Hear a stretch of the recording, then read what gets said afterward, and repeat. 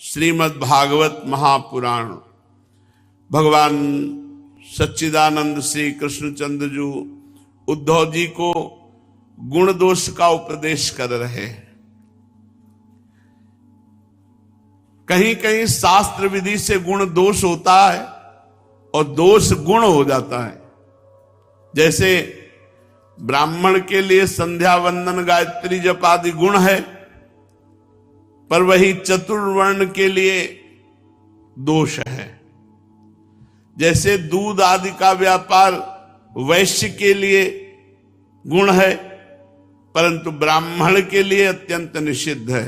दूध बेचना अत्यंत निषिद्ध है। एक ही वस्तु के विषय में किसी के लिए गुण और किसी के लिए दोष का विधान किया गया है। गुण और दोषों की वास्तविकता का खंडन कर देता है। इससे निश्चय होता है कि गुण दोष का ये भेद कल्पित है। जो लोग पतित हैं वे पतितों का सा आचरण करते हैं, उन्हें क्या पाप लगे। जो गिरा पड़ा है वो क्या गिरेगा, जबकि श्रेष्ठ पुरुषों के लिए वह सर्वथा त्याज्य होता है। जैसे गृहस्थों के लिए स्वाभाविक होने के कारण अपनी पत्नी का संग करना पाप नहीं है, परंतु सन्यासी के लिए घोर पाप है। उद्धव जी, बात तो यह है कि जो नीचे सोया हुआ है वो गिरेगा कहां। वैसे ही जो पहले से पापी और पतित है, अब उसका क्या पतन होगा। जिन जिन दोषों और गुणों से मनुष्यों का चित्त उपरत हो जाता है, उन्हीं वस्तुओं के बंधन से वह मुक्त हो जाता है। मनुष्य के लिए यह निवृत्ति रूप धर्म ही परम कल्याण का साधन है, क्योंकि यही शोक मोह और भय को मिटाने वाला है। उद्धव जी, विषयों में कहीं भी गुणों का आरोप करने से उस वस्तु के प्रति आसक्ति हो जाती है। आसक्ति होने से उसे अपने पास रखने की कामना हो जाती है, और इस कामना की पूर्ति में किसी प्रकार बाधा पड़ने पर लोगों में परस्पर कलह होने लगता है। कलह से असह्य क्रोध की उत्पत्ति होती है, और क्रोध के समय अपने हित अहित का बोध नहीं रहता, अज्ञान छा जाता है। इस अज्ञान से शीघ्र ही मनुष्य की कार्य अकार्य का निर्णय करने वाली व्यापक चेतना शक्ति लुप्त हो जाती है। हे साधो, चेतना शक्ति अर्थात स्मृति के लुप्त हो जाने पर मनुष्य में मनुष्यता नहीं रह जाती, पशुता आ जाती है, और वह शून्य के समान अस्तित्वहीन हो जाता है। अब उसकी अवस्था वैसी ही हो जाती है जैसे कोई मूर्छित या मुर्दा हो। ऐसी स्थिति में ना तो उसका स्वार्थ बनता है और न परमार्थ। इसलिए क्रोध को रोकना चाहिए। जहां कलह हुआ, क्रोध हुआ, लड़ाई झगड़ा हुआ, स्मृति नष्ट हुई, बुद्धि भ्रष्ट हुई, पशुता आई, ऐसे ऐसे आचरण हो जाते हैं, जेल भरी है इसी से। इसलिए स्वार्थ या परमार्थ की पूर्ति के लिए क्रोध को सहना चाहिए, क्रोध करना नहीं चाहिए। सहन करने से नष्ट हो जाता है। विषयों का चिंतन करते करते मन विषय रूप हो जाता है। जीवन वृक्ष के समान जड़ हो जाता है। उसके शरीर में उसी प्रकार व्यर्थ श्वास चलती रहती जैसे लोहार की धोकनी की दशा। लोहार की धोकनी में हवा आती जाती रहती है व्यर्थ। ऐसे यहां श्वास आ जा रही, यदि नाम नहीं चल रहा, भजन नहीं हो रहा, भगवान का चिंतन नहीं हो रहा, विषय चिंतन करते करते मन विषय रूप हो जाता है। उसे ना अपना ज्ञान रहता है न दूसरों का ज्ञान रहता है, सर्वथा आत्मवंचित हो जाता है। उद्धव जी, ये स्वर्गादि रूप फल का वर्णन करने वाली श्रुति मनुष्यों के लिए उन लोगों को परम पुरुषार्थ नहीं बतलाती, परंतु बहिर्मुख पुरुषों के लिए अंतःकरण की शुद्धि के द्वारा परम कल्याण में मोक्ष की विवक्षा से ही कर्मों में रुचि उत्पन्न करने के लिए वैसा वर्णन करते हैं। जैसे बच्चों से औषधि में रुचि उत्पन्न करने के लिए रोचक वाक्य कहे जाते हैं, बेटा ये दवा पी लो, तुम्हारी चोटी बढ़ जाएगी। इसमें संदेह नहीं कि संसार के विषय भोगों में, प्राणों में, सगे संबंधियों में सभी मनुष्य जन्म से ही आसक्त हैं। और उन वस्तुओं की आसक्ति उनकी आत्मोन्नति में बाधक एवं अनर्थ का कारण है। वे अपने परम पुरुषार्थ को नहीं जानते, इसलिए स्वर्ग आदि का जो वर्णन मिलता है वह ज्यों का त्यों सत्य है ऐसा विश्वास करके देवादि योनियों में भटकते रहते हैं, फिर वृक्षादि योनियों के घोर अंधकार में आ पड़ते हैं। ऐसी अवस्था में कोई भी विद्वान अथवा वेद फिर से उन्हें उन्हीं विषयों में क्यों प्रवृत्त करेगा। दुर्बुद्धि लोग वेदों का यह अभिप्राय ना समझकर कर्मासक्तिवश पुष्पों के समान स्वर्ग आदि लोकों का वर्णन देखते हैं और उन्हीं को परम फल मानकर भटक जाते हैं, परंतु वेद वेदता लोग श्रुतियों का ऐसा तात्पर्य नहीं बतलाते। विषय वासनाओं में फंसे हुए दीनहीन लोभी पुरुष रंग बिरंगे पुष्पों के समान स्वर्ग आदि लोकों को ही सब कुछ समझ बैठते हैं। अग्नि के द्वारा सिद्ध होने वाले यज्ञ याग आदि कर्मों में ही मुग्ध हो जाते हैं और उन्हें अंत में देवलोक पितृलोक आदि की ही प्राप्ति होती है। दूसरी ओर भटक जाने के कारण उन्हें अपने निज धाम आत्म पद का पता नहीं लगता। प्यारे उद्धव, उनके पास साधना है तो केवल कर्म की, और उसका कोई फल है तो इंद्रियों की तृप्ति स्वर्ग आदि। उनकी आंखें धुंधली हो गई हैं, इसी से वे यह बात नहीं जानते कि जिससे इस जगत की उत्पत्ति हुई है, जो स्वयं इस जगत के रूप में है, वह परमात्मा में उनके हृदय में ही हूं।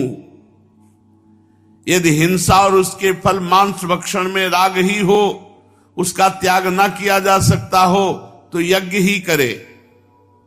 ये परिसंख्या विधि है, स्वाभाविक प्रवृत्ति का संकोच है, संध्या वंदन आदि के समान अपूर्व विधि नहीं है। इसी प्रकार मेरे परोक्ष अभिप्राय को न जानकर विषय लोलुप पुरुष हिंसा का खिलवाड़ करते हैं और दुष्टतावश अपनी इंद्रियों को तृप्ति करने के लिए वध किए हुए पशुओं के मांस से यज्ञ करके देवता पितर तथा भूतपतियों का यजन का ढोंग करते हैं।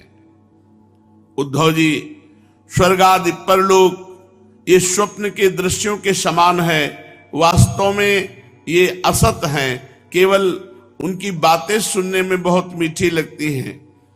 सकाम पुरुष वहां के भोगों के लिए मन ही मन अनेकों प्रकार के संकल्प कर लेते हैं और जैसे व्यापारी अधिक लाभ की आशा से मूल धन को भी खो बैठता है, वैसे ही वे सकाम यज्ञों द्वारा अपने धन का नाश करते हैं। वे स्वयं रजोगुण सतोगुण या तमोगुण में स्थित रहते हैं। रजोगुणी सत्वगुणी और तमोगुणी इंद्रादि देवताओं की उपासना करते हैं। वे उन्हीं सामग्रियों से उतने ही परिश्रम से मेरी पूजा नहीं करते। वे जब इस प्रकार पुष्पिता वाणी रंग बिरंगी मीठी मीठी बातें सुनते हैं कि हम लोग इस लोक में यज्ञों के द्वारा देवताओं का यजन करके फिर स्वर्ग में जाएंगे, वहां दिव्य अप्सराएं मिलेंगी, विमान मिलेगा, उसको हम भोगेंगे। उसके बाद जब फिर हमारा जन्म होगा तो हम बड़े कुलीन परिवार में पैदा होंगे, हमारे बड़े बड़े महल होंगे, हमारा कुटुंब बहुत सुखी और बहुत बड़ा होगा। तब उनका चित्त क्षुब्ध हो जाता है और उनकी हेकड़ी जताने वाले घमंडियों को मेरे संबंध की बातचीत भी अच्छी नहीं लगती। उद्धव, वेदों में 3 कांड हैं, कर्म कांड, उपासना कांड और ज्ञान कांड। इन तीनों कांडों के द्वारा प्रतिपादित विषय है ब्रह्म और आत्मा की एकता। सभी मंत्र और मंत्र दृष्टा ऋषि इस विषय को खोलकर नहीं गुप्त भाव से बतलाते हैं। मुझे इस बात को गुप्त रूप से कहना ही अभीष्ट है, क्योंकि सब लोग इसके अधिकारी नहीं हैं। अंतःकरण शुद्ध होने पर ही ये बात समझ में आती है। वेदों का नाम है शब्द ब्रह्म, वे मेरी मूर्ति हैं, इसी से उनका रहस्य समझना अत्यंत कठिन है। वह शब्द ब्रह्म परापश्यंती और मध्यमा वाणी के रूप में प्राण, मन और इंद्रियमय है। समुद्र के समान सीमा रहित और गहरा है शब्द ब्रह्म वेद। वेद की था लगाना अत्यंत कठिन है। इसी से जैमिनी आदि बड़े बड़े विद्वान भी उसके तात्पर्य का ठीक ठीक निर्णय नहीं कर पाते। उद्धव जी, मैं अनंत शक्ति संपन्न एवं स्वयं अनंत ब्रह्म हूं। मैंने ही वेदवाणी का विस्तार किया है। जैसे कमलनाल में पतला सा सूत होता है, वैसे ही वह वेदवाणी प्राणियों के अंतःकरण में अनाहत नाद के रूप में प्रकट होती है। भगवान हिरण्यगर्भ स्वयं वेद मूर्ति एवं अमृतमय हैं। उनकी उपाधि है प्राण, और स्वयं अनाहत शब्द के द्वारा ही उनकी अभिव्यक्ति हुई है। जैसे मकड़ी अपने हृदय से मुख द्वारा जाला उगलती है और फिर निगल लेती है, वैसे ही वे स्पर्श आदि वर्णों का संकल्प करने वाले मन रूप निमित्त कारण के द्वारा हृदयाकाश में अनंत अपार अनेकों मार्गों वाली बैखरी रूप वेदवाणी को स्वयं ही प्रकट करते हैं और फिर उसे अपने में लीन कर लेते हैं। वो वाणी हृदयगत सूक्ष्म ओंकार द्वारा अभिव्यक्ति, का से लेकर मां तक 25 स्वर, आ से औ तक 9, ऊष्मा, शाखा, साहा और अंतस्था, यारा, लावा, इन वर्णों से विभूषित है। ऐसे छंद हैं वेदों में जिनमें उत्तरोत्तर 4-4 वर्ण बढ़ते जाते हैं और उनके द्वारा विचित्र भाषा के रूप में वो विस्तृत हुई है। 4-4 अधिक वर्णों वाले छंदों में से कुछ है गायत्री, उष्णिक, अनुष्टुप छंद, बृहति छंद, पंक्ति छंद, त्रिष्टुप छंद, जगती छंद, अति छंद, अत्यष्टि छंद, अति जगती छंद और विराट। वह वेदवाणी कर्म कांड में क्या विधान करती है, उपासना कांड में किन देवताओं का वर्णन करती है, ज्ञान कांड में किन प्रतीतियों का अनुवाद करके उनमें अनेकों प्रकार के विकल्प करती है, इन बातों के इस संबंध में श्रुति के रहस्य को मेरे अतिरिक्त और कोई नहीं जानता। मैं तुम्हें स्पष्ट बतला देता हूं, सभी श्रुतियां कर्म कांड में मेरा ही विधान करती हैं, उपासना कांड में उपास्य देवताओं के रूप में मेरा ही वर्णन करती हैं, और ज्ञान कांड में आकाश आदि रूप से मुझ में ही अन्य वस्तुओं का आरोप कर उसका निषेध कर देती है। संपूर्ण वेद और श्रुतियों का बस इतना ही तात्पर्य है कि मेरा आश्रय ले लो। मुझ में भेद का आरोप करती हैं और माया मात्र कहकर उसका अनुवाद करती है, अंत में सबका निषेध करके मुझ में ही शांत हो जाती हैं और केवल अधिष्ठान रूप से मैं ही शेष रह जाता हूं।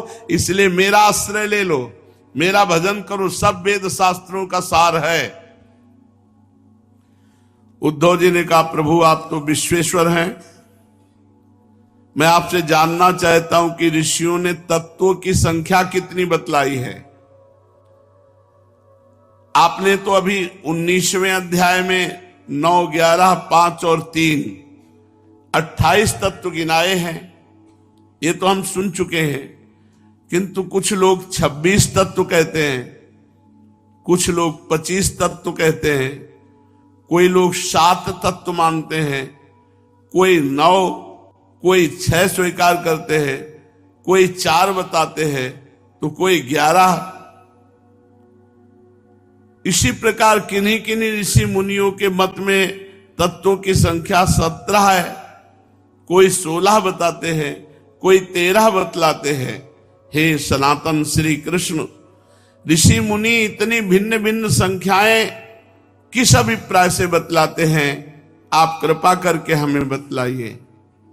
भगवान श्री कृष्ण ने कहा, उद्धव जी, वेदज्ञ ब्राह्मण इस विषय में जो कुछ कहते हैं वो सब ठीक है, क्योंकि सभी तत्व सब में अंतर्भूत है।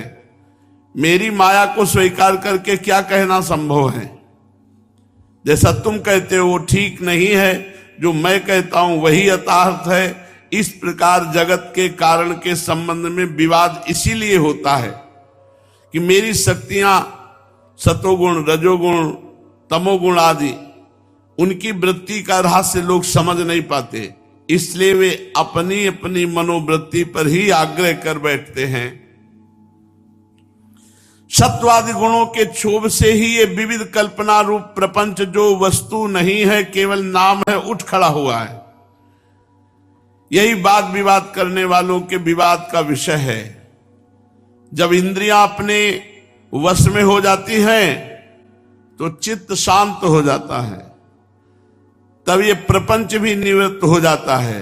उसकी निवृत्ति के साथ ही सारे वाद विवाद भी मिट जाते हैं। हे पुरुष शिरोमणे, तत्वों का एक दूसरे में अनुप्रवेश है, इसलिए वक्ता तत्वों की जितनी संख्या बतलाना चाहता है उसके अनुसार कारण को कार्य में और कार्य को कारण में मिलाकर अपनी इच्छा से संख्या सिद्ध कर लेता है। ऐसा देखा जाता है कि एक ही तत्व में बहुत से दूसरे तत्वों का अंतर्भाव हो गया। इसका कोई बंधन नहीं कि किसका किस में अंतर्भाव हो। कभी घटपट आदि कार्य वस्तुओं का उनके कारण मिट्टी सूत आदि में, तो कभी मिट्टी सूत आदि का घटपट आदि कार्यों में अंतर्भाव हो जाता है।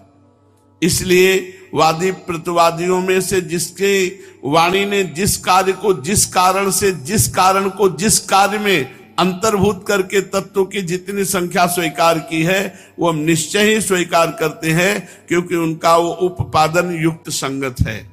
भगवान उद्धव जी को अलग अलग ब्रह्म ऋषियों ने जो तत्व संख्या बतलाई उसका बता रहे हैं कि किसी भी तत्व को किसी भी मिलाया जा सकता है। जिन ऋषियों ने 26 संख्या स्वीकार की वे ऐसा कहते हैं कि जीव अनादिकाल से अविद्याग्रस्त हो रहा है, वो स्वयं अपने आप को नहीं जान सकता, उसे आत्मज्ञान कराने के लिए किसी अन्य सर्वज्ञ की आवश्यकता है। इसलिए प्रकृति के कार्य कारण रूप 24 तत्व, 25वां पुरुष और 26वां ईश्वर, इस प्रकार वो 26 तत्व मानते हैं। 25 तत्व मानने वाले कहते हैं कि शरीर में जीव और ईश्वर का अणुमात्र भी अंतर या भेद नहीं है, इसलिए उनमें भेद की कल्पना व्यर्थ है। रही ज्ञान की बात, सो तो सत्वात्मिका प्रकृति का गुण है। तीनों गुणों की साम्यावस्था ही प्रकृति है, इसलिए सत्व गुण, रजोगुण, तमोगुण ये आत्मा के नहीं, ये तो प्रकृति के ही हैं। इन्हीं के द्वारा जगत की स्थिति, उत्पत्ति और प्रलय हुआ करती है, इसलिए ज्ञान आत्मा का गुण नहीं प्रकृति का ही गुण सिद्ध होता है। इस प्रसंग में सत्वगुण ही ज्ञान है, रजोगुण ही कर्म है और तमोगुण ही अज्ञान कहा गया है। गुणों में क्षोभ होना ये ईश्वर स्वरूप काल का सूत्र अर्थात महातत्व का स्वभाव है। इसीलिए 25 तत्व कहो तो ठीक है, 26 तत्व कहो तो ठीक है, दोनों युक्ति संगत हैं। उद्धव जी, यदि तीनों गुणों को प्रकृति से अलग मान लिया जाए, जैसा कि उनकी उत्पत्ति और प्रलय को देखते हुए मानना चाहिए, तो संख्या 28 हो जाती है। 25 और सतोगुण, रजोगुण, तमोगुण 28 हो जाती है। उन तीनों के अतिरिक्त 25 जब जोड़े जाते हैं तो 28 तत्व बन जाते हैं। पुरुष, प्रकृति, महातत्व, अहंकार, आकाश, वायु, तेज, जल, पृथ्वी, ये 9 तत्व हैं जो इतने को ही मानते हैं। पुरुष जीवात्मा या परमात्मा या आत्मा, और प्रकृति और महातत्व, अहंकार, आकाश, वायु, तेज, जल, पृथ्वी, ये 9 तत्व। श्रोत, त्वचा, चक्षु, नासिका, रसनाएं 5 ज्ञानेंद्रियां, वाक, पाणी, पाद, पायु, उपस्थ, ये 5 कर्मेंद्रियां तथा ज्ञानेंद्रियों के 5 विषय, शब्द, स्पर्श, रूप, रस, गंध। इस प्रकार 3, 9, 11, 5 मिलकर 28 तत्व होते हैं। 9 तत्व, पुरुष, प्रकृति, महातत्व, अहंकार, आकाश, वायु, तेज, जल और पृथ्वी, 9 तत्व। 5 ज्ञानेंद्रियां, 5 कर्मेंद्रियां, 1 मन, ये 11 तत्व, और 5 शब्द, स्पर्श, रूप, रस, गंध, ये 5, तो मिलकर के सतोगुण, रजोगुण, तमोगुण 3, 9 वो, 11 ये, 5 ये, मिलाकर 28 तत्व होते हैं। 11 5 16 और 16 3 19 और 19 और 9 28, 28 तत्व होते हैं। कर्मेंद्रियों के द्वारा होने वाले 5 कर्म, चलना, बोलना, मल त्यागना, पेशाब करना, काम करना, इनके द्वारा तत्वों की संख्या नहीं बढ़ती। इन्हें कर्मेंद्रीय स्वरूप ही मानना चाहिए। सृष्टि के आरंभ में 11 इंद्रिय और 5 भूत और कारण महातत्व आदि के रूप में प्रकृति ही रहती है। वही सतोगुण, रजोगुण, तमोगुण की सहायता से जगत की स्थिति, उत्पत्ति और संहार संबंधी अवस्थाएं धारण करती है। अव्यक्त पुरुष तो प्रकृति और उसकी अवस्थाओं का केवल साक्षी मात्र बना रहता है। महातत्वादि कारण वस्तुएं धातु विकार को प्राप्त होते हैं, पुरुष के ईक्षण से शक्ति प्राप्त करके परस्पर मिल जाते हैं और प्रकृति का आश्रय लेकर उसी के बल से ब्रह्मांड की सृष्टि करते हैं। उद्धव जो लोग तत्वों की संख्या 7 मानते हैं, उनके विचार से आकाश, वायु, तेज, जल, पृथ्वी ये 5 और छठा जीव और 7वां परमात्मा, ये तत्व मानते हैं। देह, इंद्रिय और प्राण आदि की उत्पत्ति तो पंचभूतों से ही हुई है, इसीलिए वे उन्हें अलग नहीं गिनते। जो लोग तत्वों की संख्या 6 स्वीकार करते हैं, तो 5 महाभूत और छठा परम पुरुष परमात्मा, इतना ही मानते हैं। वो परमात्मा अपने बनाए हुए पंचभूतों से युक्त होकर देह आदि की सृष्टि करता है और उनमें जीव रूप से परमात्मा ही प्रवेश करता है। इस मत के अनुसार जीव का परमात्मा में और शरीर आदि का पंचभूतों में समावेश हो जाता है। तो 6 तत्व की ही सृष्टि मानते हैं। जो लोग कारण के रूप में 4 ही तत्व स्वीकार करते हुए कहते हैं आत्मा से तेज, जल और पृथ्वी की उत्पत्ति है, जगत में जितने पदार्थ सब इन्हीं से उत्पन्न होते हैं, वे सभी कार्यों का इन्हीं में समावेश कर लेते हैं, तो इसलिए ये 4 तत्व ही है, आत्मा, तेज, जल और पृथ्वी। जो लोग तत्वों की संख्या 17 बताते हैं, वे इस प्रकार गणना करते हैं: पंचभूत, 5 तन्मात्राएं और 5 ज्ञानेंद्रियां, 1 मन और 1 आत्मा, 17 हो गए। 5 महाभूत, 5 तन्मात्राएं, 5 ज्ञानेंद्रियां 15, 1 मन 16 और 1 आत्मा 17 तत्व। जो लोग तत्वों की संख्या 16 बताते हैं, उनकी गणना इसी प्रकार है। अंतर केवल इतना है कि आत्मा में मन का समावेश कर लेते हैं। 5 ज्ञानेंद्रियां, 5 महाभूत, 5 तन्मात्राएं, 1 मन हो गए 16। जो लोग 13 तत्व मानते हैं, वे कहते हैं आकाश आदि 5 भूत, श्रोत्रादि 5 ज्ञानेंद्रियां और 1 मन, 1 जीवात्मा, 1 परमात्मा, ये 13 तत्व हैं। 11 संख्या मानने वाले 5 भूत, 5 ज्ञानेंद्रियां और इनके अतिरिक्त 1 आत्मा का अस्तित्व मानते हैं, इसीलिए 11। जो 9 तत्व मानते हैं आकाश आदि 5 भूत और मन, बुद्धि, अहंकार, 8 प्रकृतियां और 9वां पुरुष, इन्हीं को तत्व मानते हैं। उद्धव जी, इस प्रकार ऋषि मुनियों ने भिन्न भिन्न प्रकार से तत्वों की गणना की है। सबका कहना उचित है, क्योंकि सबकी संख्या युक्ति युक्त है। जो लोग तत्व ज्ञानी हैं, उन्हें किसी भी मत में बुराई नहीं दिखती, उनके लिए सब कुछ ठीक है, जो कुछ बोल रहा है सब कुछ ठीक है। फिर उद्धव जी प्रश्न करते हैं भगवान से, और भगवान फिर अगला उत्तर देते हैं। शेष चर्चा की। श्री राधा वल्लभ लाल की जय।